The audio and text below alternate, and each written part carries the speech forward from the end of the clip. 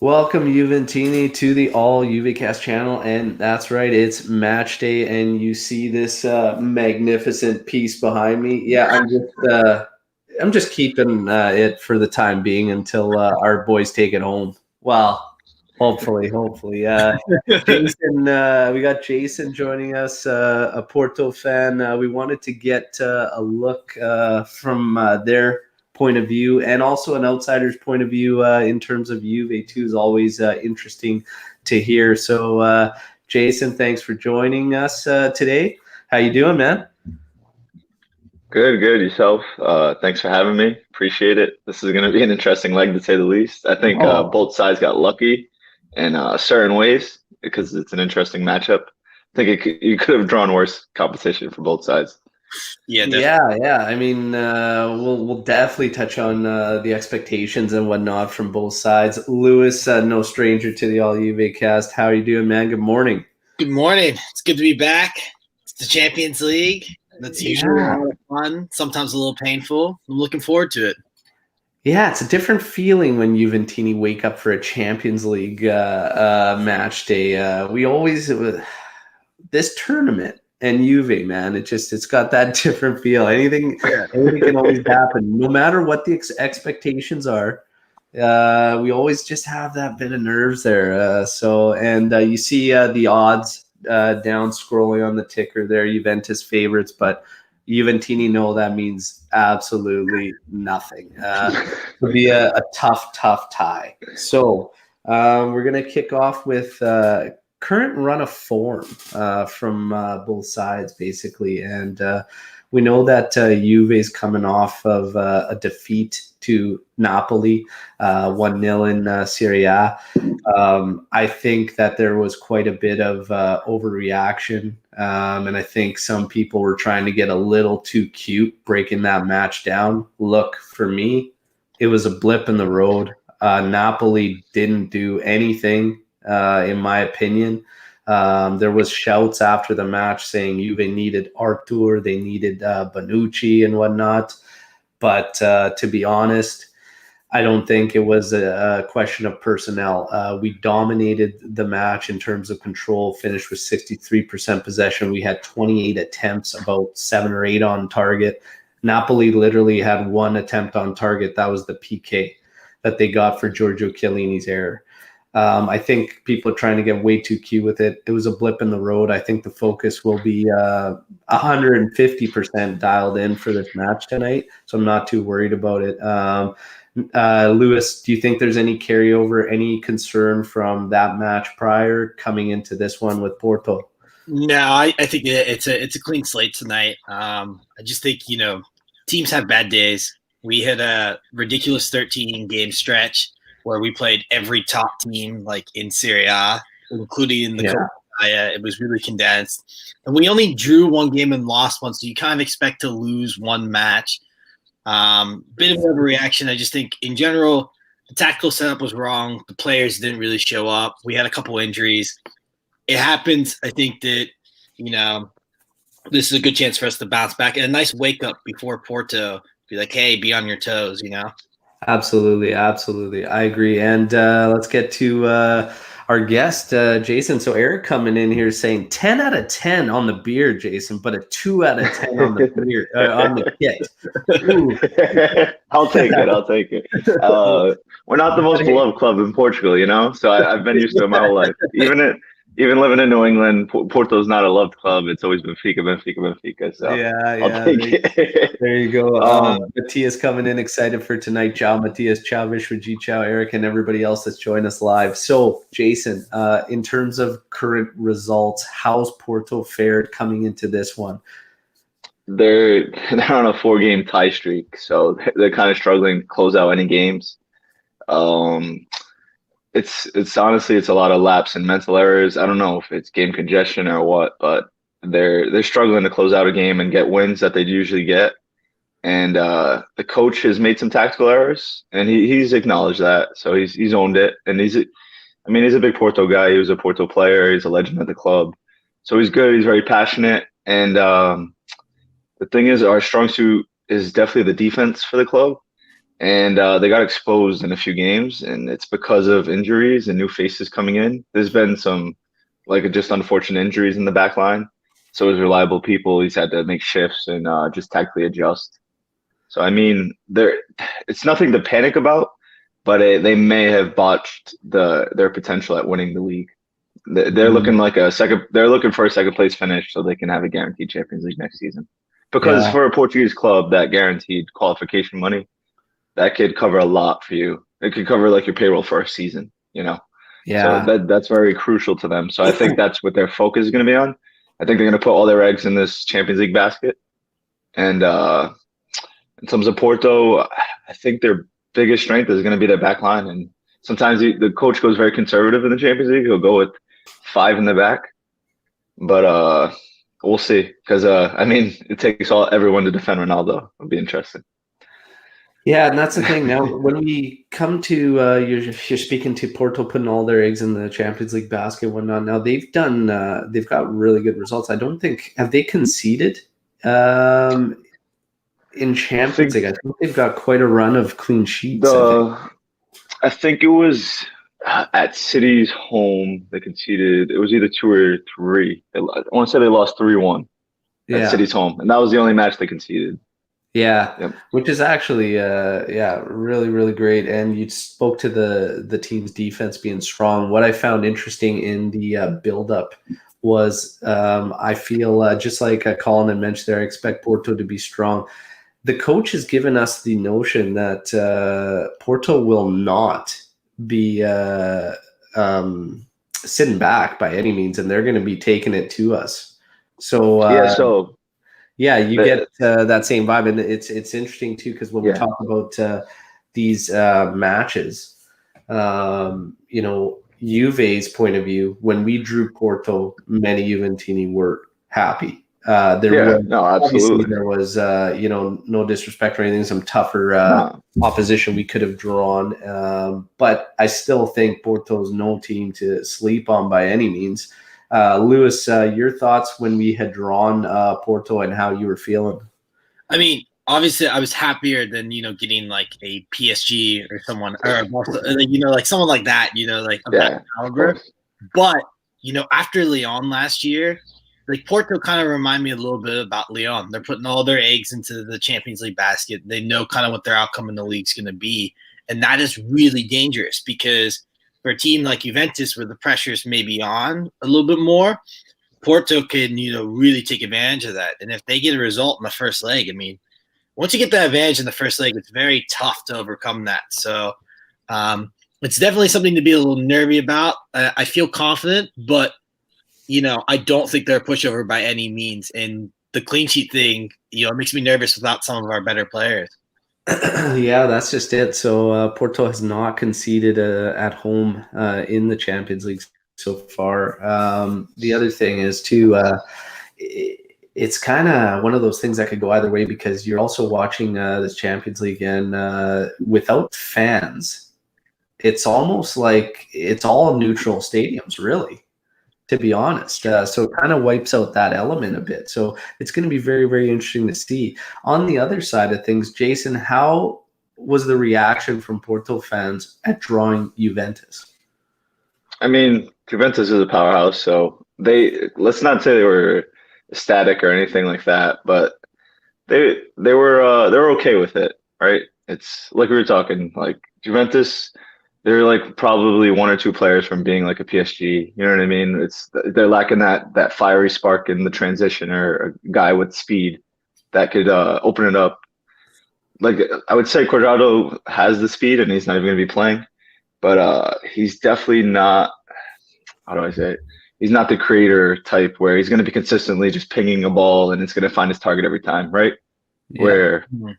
Where like a PSG, you could see yesterday, it was almost like without Neymar, their transition was so much faster because you didn't have a guy slowing it down, and that exposed Barcelona's back line in the midfield because Barca likes to congest stuff, right? They like to take their sweet time sometimes. And without that, like extra 2 seconds of Neymar holding the ball, Mbappe just exposed the back line and their weaknesses because the transition was so fast.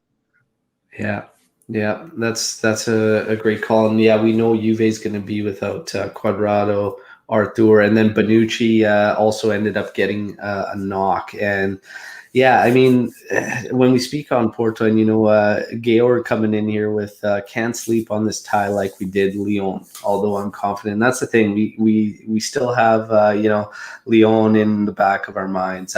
You can even go ahead of that and think about Ajax or whatnot. Even though they did a great job during that Champions League run, another team that Juve was supposed to be able to handle. And the thing is with this competition, I mean, right now we have Pirlo at the helm, which makes it a complete wild card. Our last string of games, we've adopted kind of that old school mentality in the defensive phase and being solid at the back and kind of taking our opportunities as we get them. But for many, that is not the recipe for success in Europe. And I would have to agree in this tie. I look at Porto and I see, I see one of these teams, that Juve should be able to get by. However, Porto's a scary team because they almost have nothing to lose, but they have a lot of quality too. And they actually have quality in areas of the pitch where they could exploit some matchups, and that's where it's going to be pretty interesting in terms for me. So when we get to like our projected lineup, I know that Lewis, you'll talk to this. You would have had Bonucci in your starting lineup. So we know we're without Artur potentially a long time. The rest of these guys are about 15 to 20 days out. So when you talk about Bonucci, 15 to 20 days, Cuadrado's roughly about the same. But starting lineup should be Szczesny. This is the last team that Pirlo put out for training. So Szczesny in goal, Danilo, De Ligt, Chiellini, Sandro with Chiesa, Bentancur, Rabiot, McKennie, and Kulusevski up top with CR7 rather than Morata. Everybody joining us live too, let's get your thoughts if that ends up being the starting lineup. So obviously the big thing is, Lewis, you would have had Bonucci in there to, I'm guessing, to offset not having Artur in there. And then what's your thoughts on Kulusevski ahead of Morata? We know Morata's been on a bit of a slump. So yeah, ideally I do worry about, especially without Cuadrado, I do worry about our creativity. Bonucci is really valuable in, switching play and playing the long ball over the top. So when I had my projected lineup, I had him in there for Chiellini, who also is playing after 3 days again, which is always a worry just because of nagging injuries. But I'm happy with the lineup for the most part anyway. It's probably the best 11 we can field. The Kulusevski for Morata thing, I think, is more of a tactical thing. In some of these games, we saw it in the Supercoppa. We've seen it against Merida in the Coppa Italia.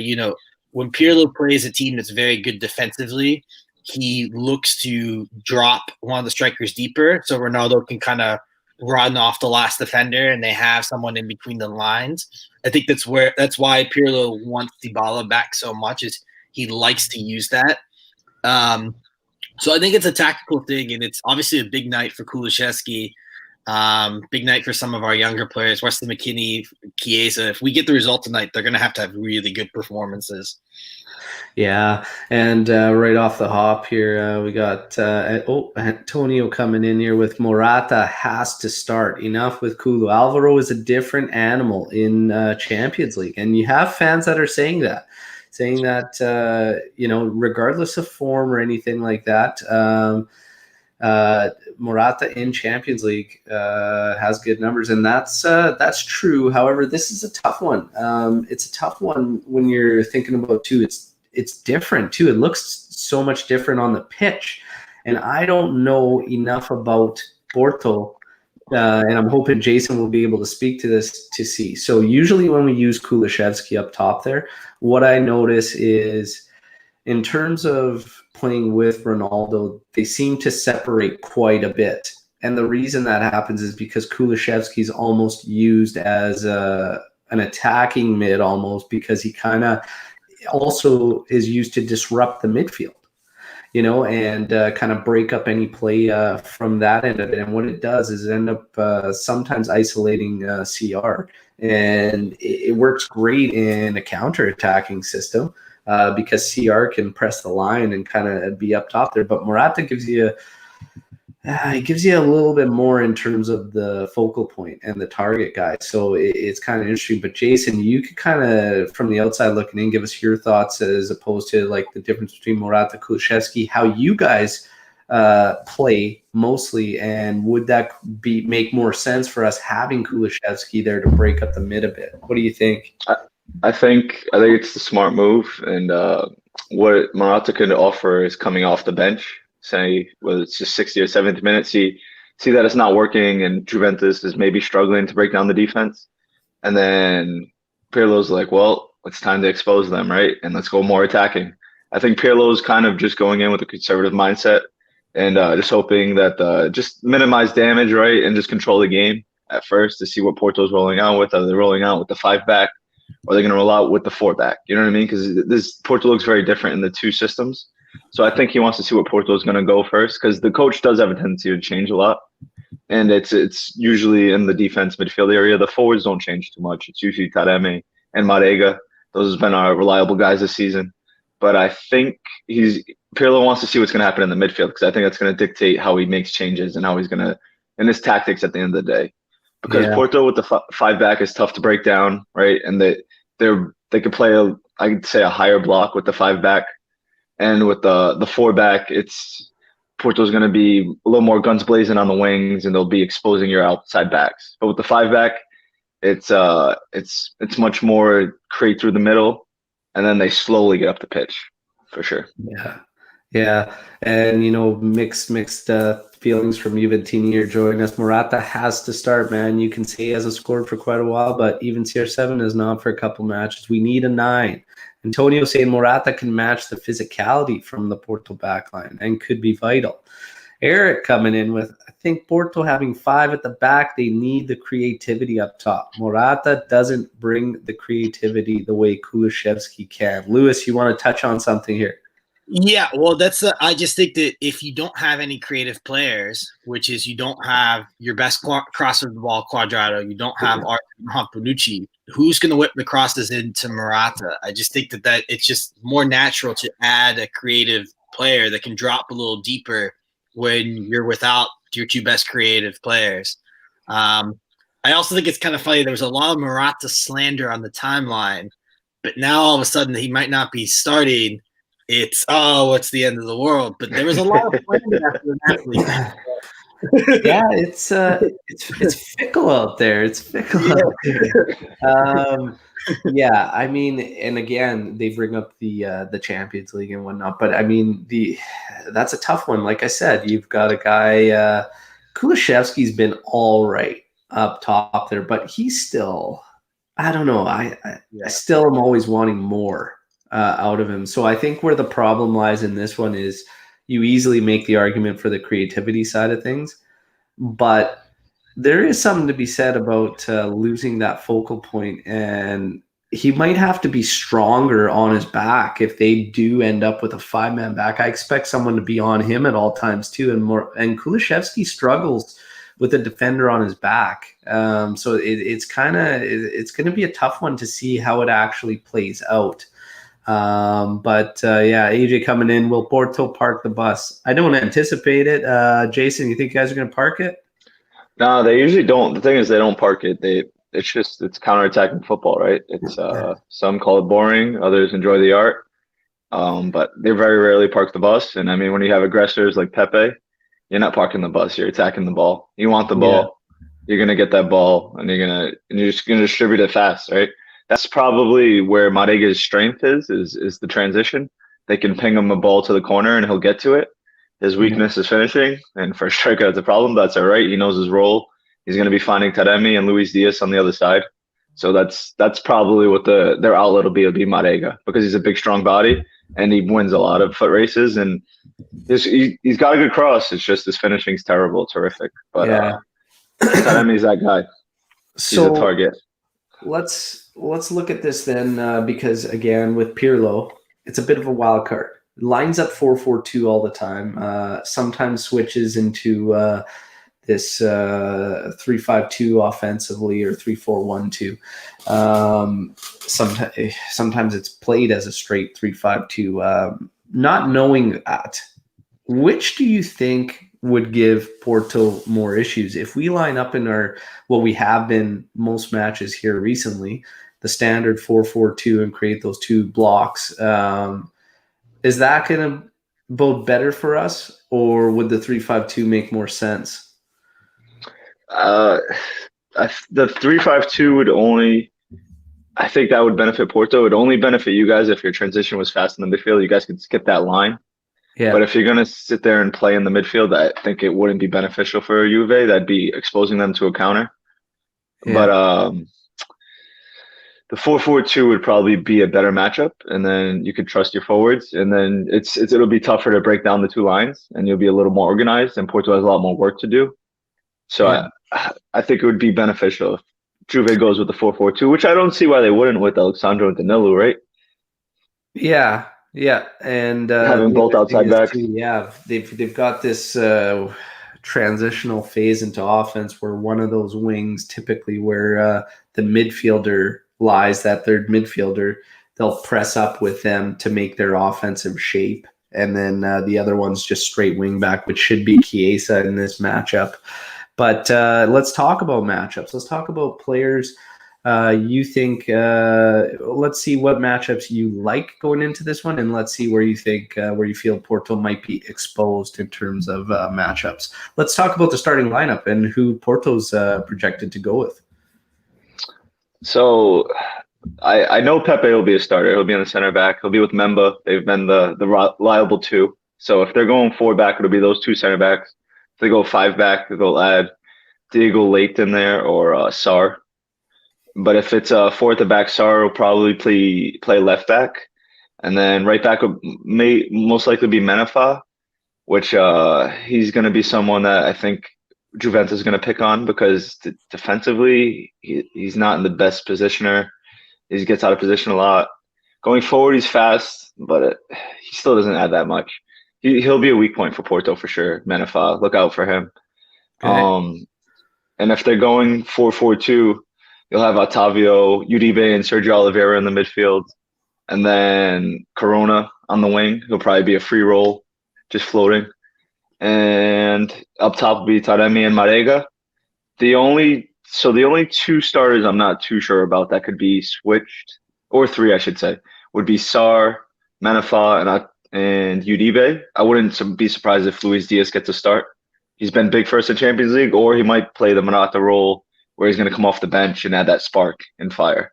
So we'll see. But it'll look something like that. And Marchezin's the goalie, as always, which he's been pretty good for Porto. He's been an asset. Yeah. All right. Question that came in earlier as well. How quickly can Pepe get a red card, Jake? I mean, he's capable of getting a red in the first minute, but let's hope he doesn't. He's been on his best behavior this season, so let's hope he keeps it that way. He's been nothing but class. That's good. Yeah, Pepe. Oh man, it feels like he's been playing forever. Hey. Yeah, he's 37. Yeah, man, and he doesn't look it. 40. Yeah, he'll definitely be Portugal's starter for the next 2 competitions if he can maintain his health. That's why he's going to stay at Porto, because he'll get the burn and he'll stay healthy, and he can take matches off. He wants to play in the Euro and World Cup for sure, which they would need him alongside Ruben Diaz. You get the old guy with the experience chatting it up, and then you'd have Ruben Diaz do all the legwork. It'd be a good pairing for sure. Yeah. And then Alexandro, Matias coming in here with warning us that Corona is Porto's most dangerous player. And your thoughts on Sandro's comments there, Jason? No, I mean, he makes a good argument. Corona was definitely our best player last season. And the guy can play right back, right mid, right forward, central midfield, wherever you want to put him. And he's definitely a creator. If you take your eye off of him, he's gone. And he'll definitely set up some goals. The only thing I would argue that may not make him the most dangerous in Champions League is he doesn't have like a Luis Diaz speed. But I mean, at the end of the day, he's still so creative, so he can Yeah. break free. Yeah, no, he's definitely a dangerous player to look out for. All right. All right. Well, we'll see how the boys fare here. But in terms of we talked about lineups and everything like that. Now we have some guys on the outside that Lewis wants to bring up slander on timelines and whatnot. Dybala has been no stranger to that this season, and it's been wild. So he's obviously him and Ramsey have made the trip. They will be with the team. Obviously, don't expect neither one to get minutes unless one of them gets a cameo later in the match, depending on how things are going. But I do expect definitely Dybala to start against Crotone. Now, it's crazy to see some of the things I'm reading, but we can't possibly start Dybala in this match, in my opinion. And I see it all over the place, just wanting the guy in there. He's just literally come back. It would be, regardless of what we think about the guy being class or whatnot, or how you rate him, and I do rate him highly, you just can't play him in this match. Lewis, agree? Yeah, 100%. You need to play him against Crotone. Even if he can't start, like 30 minutes there, like that's ideal. But this is too early, Yeah. And same goes for Ramsey. Yeah, exactly. And then Jason, from the as an outsider looking in, Dybala's just been almost a scapegoat here this season, and just he's had a horrible luck as far as injuries go, as far as Corona, and then all sorts of things, and he just hasn't been able to get going. Really struggled in play early on, where even just his touch, something you could always bank on, was even just atrocious. Started to come on and then got this injury, but a lot of talks about the club moving on from him and possibly selling him here. I want to get your thoughts on Paulo Dybala, and do you rate him, and where does he stand, and do you think, hypothetically, this 10 million, he wants or whatnot, it was always said 15 or whatnot. It was told he was offered 10 and said, take it or leave it. Is he on par to get the same money as De Ligt? Because this is kind of the argument Juventini are having. No, he's not worth the same money or whatnot. So what do you think in terms of Dybala as an outsider? I high rated him in the beginning, and you could see it. Like you're saying, his skill levels, it's there. He's got a lot of potential. It appears he can't put it together. He lacks consistency, and to get paid those big bucks, consistency is key. Whether you want to call, like, at the greatness level, availability is like your best asset. And if you're not available, what's the point, man? And even when he was available, he'd have some nice goals, maybe a big goal here and there, and then all of a sudden he was a ghost for like 8 games, and you're like, that's not what you can do at an elite club. I mean, if you're at a smaller club, maybe take a little bit of pressure off him, maybe he does a little bit better. But I definitely rated him highly in the beginning, and then as I watched him more and more, I couldn't give him the hype that he deserved anymore, just because you need to perform week in and week out. Even if you're not scoring goals, you need to find the assists, you need to create the space for the other guys. And even with his attitude, it doesn't appear that it's there, or the hunger, whatever you want to call it.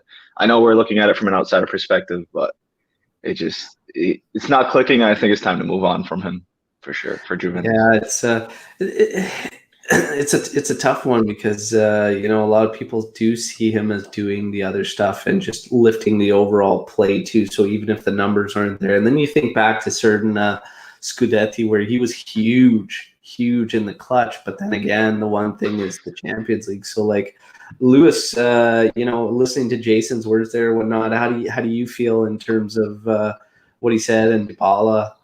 Yeah, I agree with him, because I think that there's, listen, I love Paulo Dybala. He's one of my favorite Juventus players, but he's also one of my more frustrating Juventus players, especially in the last 2 to 3 years, because there is just a want for more.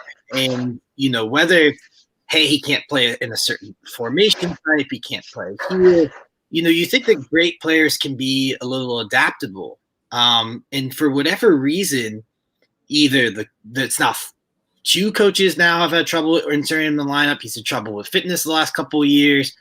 I look back on his career. His best year was the year after Cardiff, which I will remember. He scored like 25 goals. He had 7 assists. But in the Champions League that year, I mean, he had like a glint here and there, the second leg against Spurs.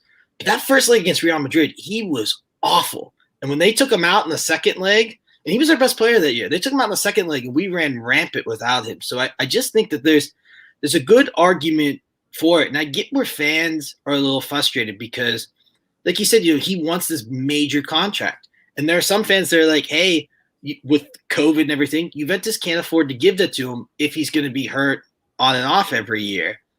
And even like I had this tweet this week that was saying that, Carlos Tevez was what people think Paulo Dybala is.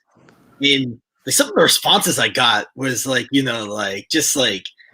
you're a hater. Oh, you're this. And it's like, there's a guy that was really consistent. He scored a lot of goals, showed up in a lot of big games. And there just feels like there's something that's lacking from Dybala being world class. Like he's just missing like that next step. And you wonder at his age, if at 27, I think that's how old he is, like, is it time? It's like, hey, it's either now or never. But I hate to see him get sold in the summer. I think he could be useful for us, but they got to put some pressure on him somewhere. Hey, like you got to take this next step. Yeah, it's a tough one, man. I've said for a while I feel like it's inevitable. I think the team will move on. There are some good points coming in here, but first, Matthias saying that he saw Dybala drinking with Bentancur in the train in Portugal. Okay, nice. That's one way to prep, so to speak. But AJ comes in with, the problem is not Dybala's skills. The problem is that it's hard to fit him in a team. This is kind of an interesting one because that number 10 role in general seems to be one that's kind of diminishing in terms of football in general. Am I right? Do you guys kind of feel the same way in regard to that 10 role? Yeah. And sure.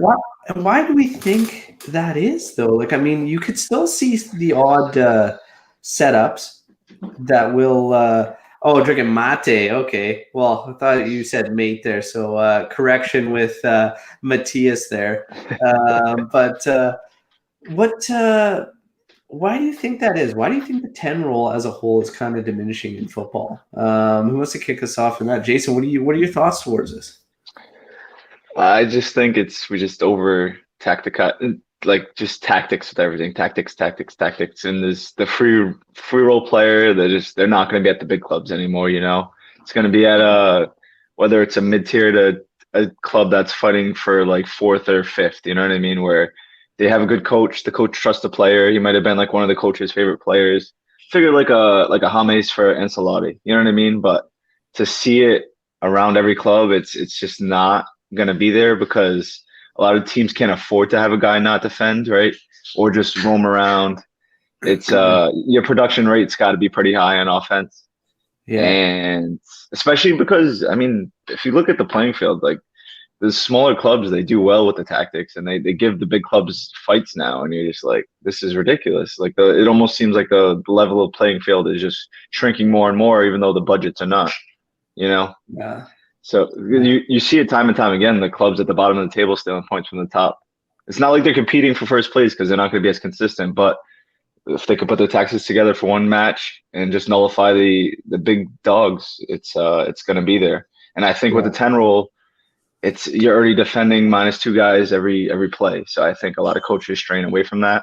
And and then not just the 10, the guys in front of them, depending on how you're going to let the 10 roam around. That could be 3 guys not defending. So it's a big risk. And I just feel like everyone has a role now in the team. So yeah, that's just how I feel about it. Lewis, how do you feel? Yeah, to piggyback off that, I think that Messi kind of broke the 10 rule a little bit, Messi in Barcelona, because if you remember, like when they were playing tiki-taka, right, and under Pep and then under Luis Enrique, Messi could kind of free roam, right? But you can get away with that because Messi's putting away 60 goals a year and having like 15 plus assists. What happened was, though, when it flipped, when they went into this more modern high press, like high energy, type of football, the number 10 rule gets nullified because, like you said, you need everyone pressing. Like if you watch Barcelona play, like even yesterday, if Messi doesn't press on a certain play, like let's say he drops deeper in the midfield to get the ball, they lose something in, stopping the counterattack because the number 10 doesn't need to be pressing. And we see it sometimes with Ronaldo even a little bit. I just think that there's trends in football, and right now it's trending outwards because this more modern style, which also ends up in the 4-3-3. And it's like, where do you put the number 10 in the 4-3-3? Like, does he go out wide? Does he go up top? Well, if he goes up top, you lose someone pressing the center backs. If he goes out wide, he's probably going to have to come centrally to be his most effective. So then if you don't have a fullback or a midfielder that can come out wide, you lose that flank. And I think that, like you said, coaches are looking at it and saying, like, we don't know what to do with it. It kind of reminds me, there was a period where when Ronaldo and Real Madrid were at their heights, people were wondering if the number 9 was going to go away because it was like more of this like false 9 football. I remember Sarri was playing with Mertens up top and things like that. And there was rumors that, hey, maybe the number 9's out of fashion and then it came back. So we might see the number 10 come back in 2 or 3 years. It just depends on where football goes. If it stays this modern, high press, high energy kind of style, or if it alters to kind of counteract that. Yeah, I think honestly, a lot of it has to do with the setup and the lineup. To be honest, I think it still has its place. I mean, we're talking about Kulishevsky potentially starting today, and he would essentially be assuming that role just with a little bit more defensive duty, using it out of the one spot. So I think it still has its place. It's just got to all make sense. But I think the hardship for Juventus, and I know that everybody, a lot of fans want to go with their FIFA instinct and just throw, Morata, Ronaldo, Dybala all out there. It just won't work. It doesn't work because as long as CR7 is out there, that's one guy that's out of that defensive phase right off the bat, And even when Morata's in there or whatnot, between the two of them, there's no space to add a Dybala. If Dybala is going to be out there with Ronaldo, you now have 2 free roaming guys too, because Ronaldo loves to drift everywhere. So in terms of that, is it hard to fit him in the team? I don't think it is that hard to fit Dybala in the team. It's hard to fit him in a team with a GOAT like that, though, that's got to take that role. That's just, if you got to take your pick between CR7 and Dybala, it's CR7 every friggin' time. It is, and that's just the reality of it. So in terms of that, does that push Juve to make a move away? Well, that's also a hard one to say because how long is CR7 going to be around? So it's a tough one from all angles to really look at. But I also think we'd have to be open about what options are out there because there's a lot of great talent out there. And then it's funny just to see people's reactions just in general and just how you rate players. For instance, we just had a match yesterday in the Champions League, PSG smashing Barcelona there and whatnot. And I cannot understand the Verratti is overrated claims. Personally, I think the guy's class. He makes shit look effortless. I think he's a great player.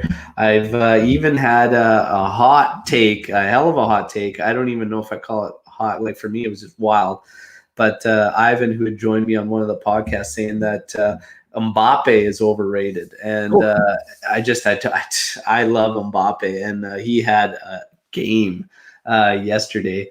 And the discussion carried on yesterday evening, even going as far to say, hey, would you not take Mbappe at Juve should you have the opportunity? Him saying, I would rather take Haaland or Lewandowski. They're both better. And I'm just like, well, Haaland needs to be there for quite a bit more time, I think, before we put him at that level. But it's crazy to see the reactions to players in general. But Verratti, for one, is one I've always wanted him at Juve, and I saw people saying, I hope he never wears our shirt. What's your guys' thoughts on Verratti, real quick, touching on that match yesterday? Do we rate him? Do we not? Jason? I think the guy's got potential. If he can keep his antics off the field in check, I think he'll be all right. The guy's fast. He's got good vision.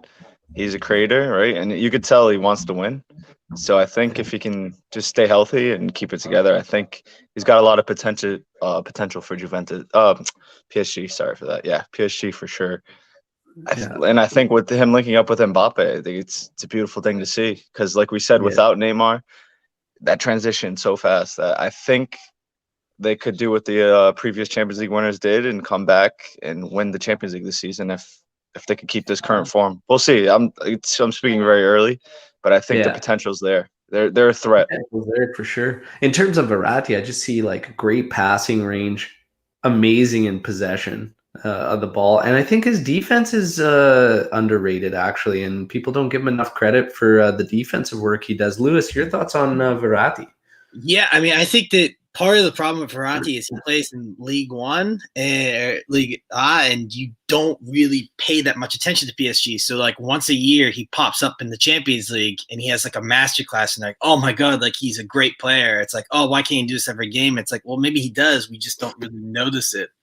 But I think, like, where I've seen the difference from him in the last 2 or 3 years is the biggest knock on him was, hey, like, why doesn't he perform for the national team or things like that? And you can argue sometimes he's our best player on the pitch occasionally for the national team. I mean, be close between him and Barella, but he's taken another gear. And, like, even just watching it yesterday, just more discipline on the ball. He gets it out quicker than he did before. It feels like each year he's just improving. And that assist he had for Mbappe was just class. I mean, that touch it's ridiculous. Yeah, absolutely. And I mean, it's the stuff that goes unnoticed too, like the escape. Everyone's praising Artur, for him being our release guy when the press comes, right? Verratti has been doing that for ages. He's so cool and calm under pressure. So he's great for that. And I see the comments already coming here. I'm not saying Juve's making a move to get Verratti or we should or what. I'm just saying he's a player I've always admired and I've always wanted him at Juve. Matthias coming in saying Locatelli would be a better guy for Juve than Verratti. Much younger. Look, I love Locatelli. I already know Lewis has a couple jerseys for us to order lined up on the online store the second. I think Locatelli's coming in the summer for sure. But yeah, here's a question, and you know we were going to get to it because he's an ex-Juventino, but do you regret selling Moise Kean? And this will be an interesting one. So I was giving him praise yesterday, and I saw a lot of comments saying, oh, how reactionary we are and whatnot. We got the 30 million at that time. Look, in my personal opinion, and I said this heavily on the podcast during that time, for me, he was a victim of the circumstances. In my mind, out of the players we moved that particular mercado, Spinazzola and Moise Kean would not have been guys I would have sold. Okay, we look at these guys, and you had Higuain that was already a shout to get rid of. Mandzukic, we all loved him and hold dear to our hearts, but man, would you pass up on an 18-year-old that started banging in goals for you down the stretch as cameos? He was making he was coming on as a sub and scoring goals. That's a tough one, but I know how everybody feels about Mandzukic and whatnot. But at that time, I was not for it. And we talk about the money. Okay, yeah, we pulled in 30 million euros from Moise Kean. That's great. But did it have to be an all-out sale? There was still the easiest question for me to answer. This is, were there guys we should have moved first? And the answer is 100% yes. And that's why, for me, it was a tough one. I would have been happy accepting a loan move for Kean, or even, something where we don't just give up the rights entirely.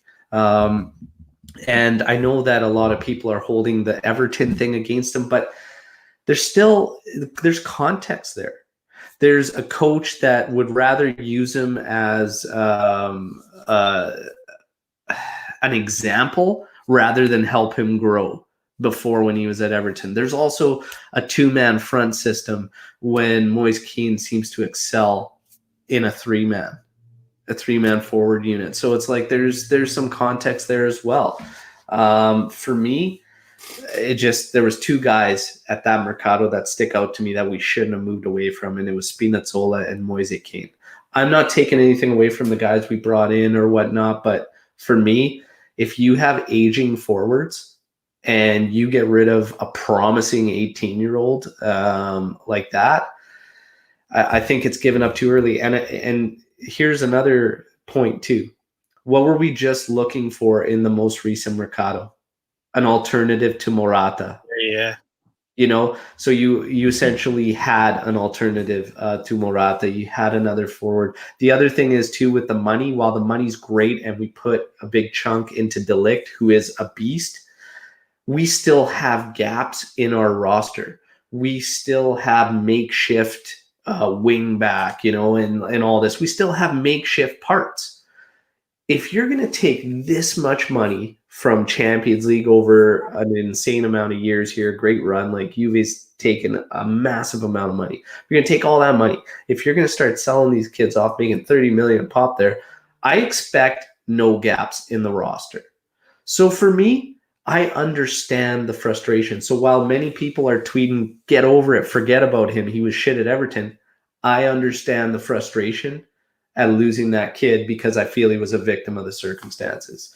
Lewis, your thoughts on the whole Kean thing? And then as an outsider looking in, Jason too. But Lewis, go ahead. Yeah, I think if you're a Juve fan and you didn't see Kean, or you're saying like, oh, you could never have predicted this, he was shit at Everton, like you're second guessing yourself, because when Kean played for us 2 years ago, you saw this potential. There was raw talent there. I mean, people forget his first game for Italy, he played as a winger and scored a goal. He was the best player on the pitch that game. And he's 18 years old. Like, he scored in a game against Milan.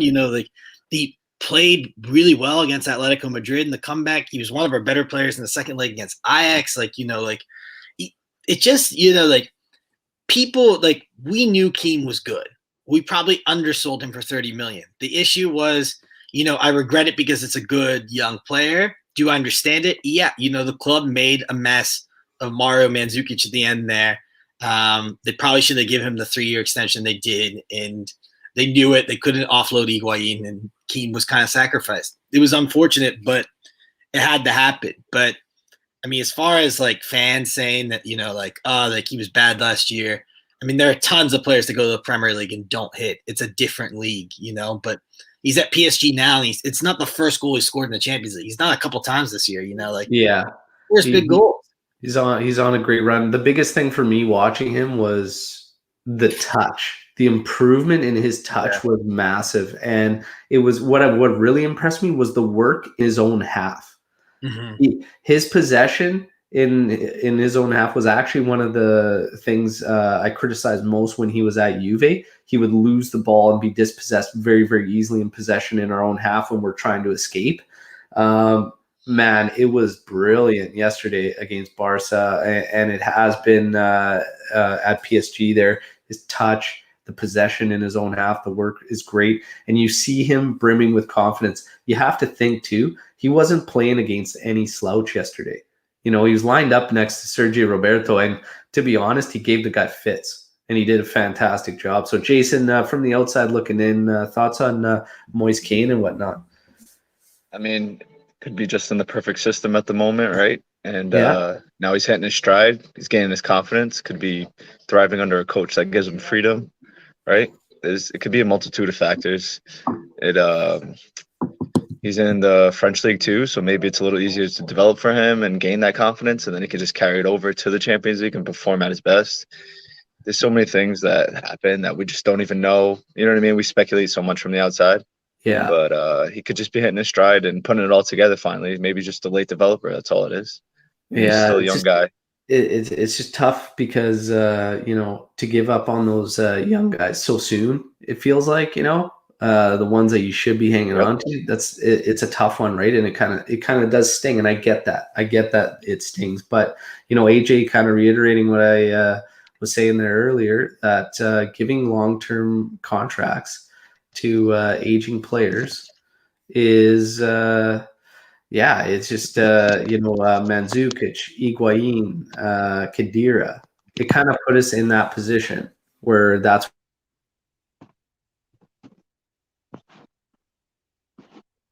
we lost Al. Oh no. Uh-oh.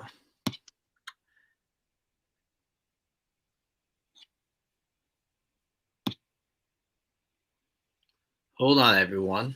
We have lost Alberto for the time being. Has this ever happened before? It has happened once before. Yep. The weather's been pretty bad, but we'll see what happens here. Yeah. Piggyback off that, yeah. Long-term contracts, not good. Yeah, I mean, Porto was in the same situation recently where they were put under FIFA Fair Play, and then you would see their academy guys walk from anywhere from like 2 million to 30 million, and you're like, every single guy was a steal. You know what I mean? Like Andre Silva went to AC Milan for, I want to say it was 30 mil, and now look at him thrive now in Germany. But he wasn't ready to leave yet. They just had to sell him because of FIFA Fair Play. Yes, sometimes young players, they just like don't. They don't pan out in systems. They kind of need nurtured differently. And I just think we put ourselves in the rough position with Keane. We had to sell him. But, I mean, there were some people on our Twitter feed that were like, he's not class. Like, he's just, he's in the good spell. And it's like, we could see it. Like, it was there. Yeah. I don't know. I just, it's some of those people that like on Twitter, they're just like, the club does nothing wrong, blah, blah, blah. It's like, yeah, nah, come on. They make mistakes just like humans. It's ran by humans at the end of the day. Yeah. Get your head out of your ass. All right. So I got a message from Al. He said to talk about the matchup and the predictions while he tries to get back in. So looking ahead to this upcoming game, and how you see, obviously you guys are the home team, which should give you some advantage, a little home turf, even without the fans. Mm-hmm. Prediction-wise, what are you feeling? Do you think Porto gets the upset? Do you think you get a draw? You think you get lose? What are we thinking here? I mean, you still have the Ronaldo factor at the end of the day. So, like I said, you could shut down Juventus for 89 minutes. Ronaldo can go off for 2 minutes, and then it goes 2-1, Okay.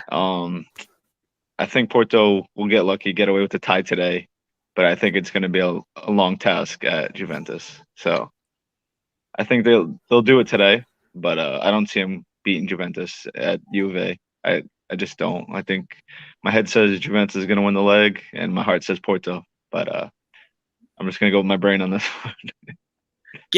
Man. Cool. Good times. Internet completely kicked me out. The site's having weird issues here, so sorry about that, boys. But you guys get into predictions, right? So everybody that's joining us live, get your predictions here for the match. We're going to go. I kind of caught the end of Jason there, so yeah, torn between logic and the heart, right? Yep. So that's a tough one. But what's I think Juventus wins. I missed the score call. It was 2-1, right, Jason? Is that what you said? Yeah, 2-1 Juventus today. 2-1 Juventus. Lewis, your prediction here? I have us at 2-0 Juventus. And God forbid I predict a clean sheet in Champions League. But we're going to go with it anyway. I think that we're going to see a Ronaldo double today. And, I think it's going to be a struggle. I think it's going to be one of those where we either get an early goal and don't score for a while, or we get 2 late ones. So I think it's going to be tough. Oh, man. So 2-0. So, I kind of been – oh, man. I don't know. I don't know if I can go with the clean sheet. And every time I don't call a clean sheet, we end up getting one. So maybe I shouldn't call one. Yeah. Don't do that, Al. Maybe I go with the 2-1. I kind of, I think a 2-0 or 2-1 is kind of my thoughts there. I think it's going to be really, really tight. I could see Porto breaking us for one for sure.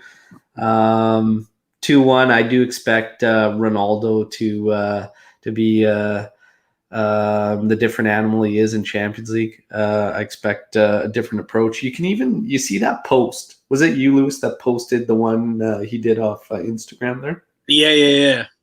Even in his posts, just reading text coming from him, it's a different demeanor than Serie A. He doesn't do shit like that for Serie A, or like any other competition. The only time you see him post something like that is after a big loss and he's trying to pick up spirits or whatnot. Yeah. But he doesn't post shit like that for Serie A. I actually saw some criticisms of him and be like, man, you should have the same attitude in Serie A. I don't know, man. He's all about that competition. He always has been. It is what it is, man. But yeah, that post, like, I expect him to be ready. The other thing is Danilo and Sandro going against, their former club. They'll be up to snuff. Whether Sandro can have a normal pace and set of wheels with him today would be much appreciated. The guy looks like he's gassed right off the hop now. I don't know. Maybe we just overrun him. But there was a question that came in earlier as we wrap up here. Jason, who was more liked, or who did you like? Who did you prefer better from their time at Porto, Sandro or Danilo? I think Danilo was produced more than Sandro, but they were both class, and it was a ridiculous era where every single season we'd have a great right and left back, and it didn't make any sense. We didn't know who the hell was doing the recruiting. And it's like the opposite at Juve, eh, Lewis? It's like, holy shit, we've been like makeshift. Like Cuadrado's a right winger now. And he's been doing a good job and whatnot. But like, it's like we never seem to have that role filled. And we got guys amongst the system and whatnot, but for whatever reason, we like to go into one season with just Sandro as left back and absolutely murder the guy with minutes. But it's interesting. We get to some scores. AJ's going 2-0 Porto. And wow, there you go, Jason. Your words earlier probably convinced this Juventino that Juve's going to suffer today. Matthias coming in with the 0-2 for Juve. Vishwajit with 3-1 and CR7 hat trick. Wow. I can see that if Pepe gets a red card. For that, AJ, I want to see someone other than Ronaldo scoring, just so that his fans shut up about Ronaldo scoring all Juve's knockout. You know what? That is a crazy, crazy thing. Ronaldo has literally scored all the Champions League knockout goals since his arrival, and at the same time, you have a system designed to get that out of him. So it's like, what do you really say? But I know Lewis has some comments here. Oh yeah, I tweeted that out yesterday. So there you go. Yeah, there you go. So it's gonna be interesting. I think we're in for a really, really tight matchup. I think it's gonna be awesome watch. Thank you everybody who joined live. Thank you, Jason, for joining us on this one and giving us that outsider's look and filling us in on what to expect with Porto. Thank you, both of you guys, for filling in with that little technical blip there. CR Colin giving you some props there, kept it rolling nicely, much appreciated. And let's get ready for Champions League. Anything can happen. I think it's going to be a tough match. Jason, again, let everybody know where to find you. You're part of the Providence Club or whatnot. I kind of briefly heard about it. You guys are known for kits, I guess, hey? Yeah, so I own and play for Providence City FC, and on Twitter it's at Providence City _. And if you want to find my personal account, it's at JasonRigo3. And feel free to chat about the game today. Good luck, Juventus. And I think it'll be a good leg. I think Ronaldo in Portugal is always an emotional thing for him, and I think he'll show up with that. There you go. So there you go. We got Ronaldo back in Portugal. We got Danilo and Sandro going back against their former club. And will somebody other than Ronaldo score? We'll see. But enjoy the match, everybody. I'm going to be back with another post-match podcast. And joining me will be Maurizio from around Turin. So make sure you tune into that one. It's going to be live. So the guy's such a busy guy. You don't always get opportunities to interact on that level with him. So make sure you tune in. Antonio with a nice one there. Alberto, you disappeared like Merda's targets. Absolutely. But the guys did a fantastic job. Thanks again, everybody. Thanks everyone who tuned in live. Enjoy the match. As always, Forza Juve, Fino alla Fina. Until next time, Jason, right now, we're going to be enemies until after this one.